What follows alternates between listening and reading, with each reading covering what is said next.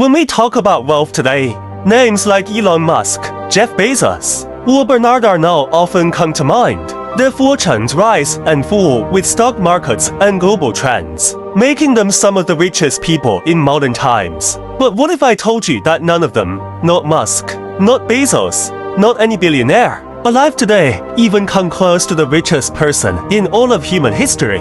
To discover the answer, we must travel centuries back to a time when kingdoms ruled continents and entire empires depended on the decisions of a single man.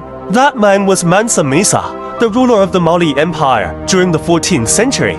Historians consider him the wealthiest individual who ever lived. His fortune was so immense, so unimaginable, and so unquantifiable that even today economists struggle to calculate it. His wealth wasn't counted in millions or billions. It was measured in gold, in land, and in absolute power over some of the richest natural resources on Earth. Mansa Musa came to the throne in 1312, during a time when West Africa sat upon one of the world's largest gold reserves. Gold was the lifeblood of global trade, and Mali produced almost half of the world's gold supply. Imagine one man ruling over an empire overflowing with gold mines, fertile land, bustling trade routes, and a network of cities that were centers of knowledge and culture. This wasn't just personal wealth. It was economic control on a scale modern billionaires could never achieve.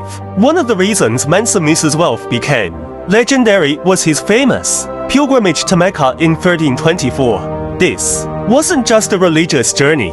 It was a demonstration of royal power. According to historical accounts, he traveled with a caravan of 60,000 people, including soldiers, servants, musicians, and officials. He brought with him hundreds of camels, each carrying hundreds of kilograms of pure gold. During his journey, he distributed so much gold in cities like Cairo that he caused massive currency inflation. The value of gold dropped dramatically and stayed destabilized for more than a decade. Imagine being so rich that simply giving gifts temporarily damages the economy of one of the world's greatest capitals. That was the economic footprint of Mansa Musa. But wealth is not just measured by gold. Mansa Musa invested heavily in knowledge, architecture, and city building. Under his rule, the city of Timbuktu became one of the intellectual capitals of the medieval world. He built libraries, mosques, and universities, attracting scholars, scientists, architects,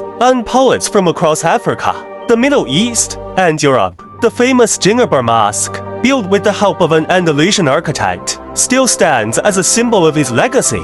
His investments transformed Mali into a shining center of culture and education, proving that his wealth wasn't only used for decoration. It reshaped an entire civilization. Now, historians often debate how to compare ancient wealth with modern fortunes. Today, a billionaire's net worth exists mostly in stocks, company valuations, and fluctuating assets. But in the medieval world, wealth was measured differently through land, trade, gold, resources, armies, and influence. Some economists estimate that, adjusted to modern value, Mansa Musa's wealth could exceed $400 billion, while others claim it was so great that it cannot be accurately measured at all. Simply put, his fortune was beyond calculation.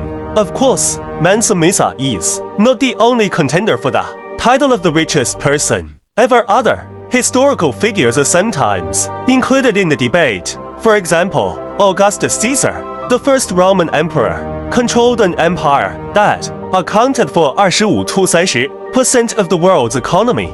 His personal fortune is sometimes estimated at around $4.6 trillion when measured through the wealth of the Roman state. Similarly, emperors of China's Song and Qing dynasties controlled immense resources and national treasuries that dwarf modern corporations. Then there were the Rothschilds, a banking dynasty whose influence in the 18th and 19th centuries shaped European finance. At their peak, their combined wealth was unmatched, though it was distributed among family members, making it difficult to compare to the personal fortune of a single ruler. Even oil kings like John D. Rockefeller and Andrew Carnegie, who dominated American industry, reached levels of wealth equivalent to hundreds of billions of dollars in today's money.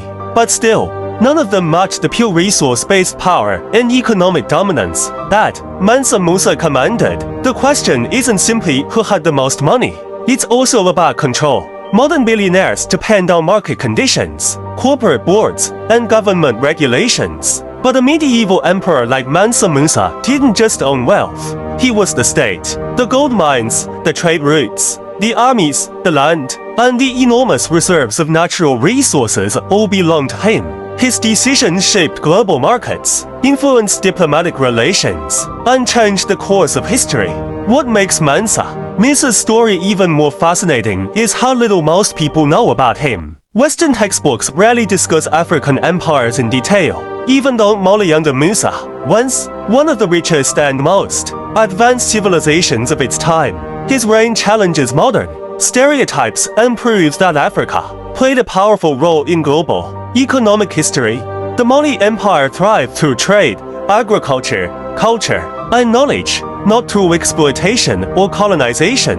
After returning from his pilgrimage, Mansa Musa continued strengthening his empire. He ordered massive construction projects and developed Timbuktu into a cultural jewel of Africa. Scholars describe the city as a place where ideas from across continents met, exchanged, and evolved. His rule brought stability, prosperity, and influence unmatched in West Africa's history. Mansa Musa died around 1337, leaving behind a legacy that still echoes today. His sons and successors eventually struggled to maintain the empire's power, but the wealth he accumulated became legendary. Even centuries later, explorers, traders, and historians spoke with awe about the king of Mali who flooded cities with gold. So, who is the richest person in history? While some may argue for emperors or industrial giants, the consensus among historians is clear. Mansa Musa reigns at the top. His wealth was more than numbers. It was influence, power, resources, and the ability to shape economies across continents. No modern billionaire has ever had such an impact. Mansa Musa's story teaches us that wealth is not simply about personal luxury. It is about how a leader uses their resources to build, uplift, and transform society. While he lived in a world far removed from ours, his legacy continues to inspire historians, economists, and anyone fascinated by the extremes of human achievement. And in the grand timeline of history, one truth remains: no one has ever surpassed the immeasurable wealth of the Golden King of Mali.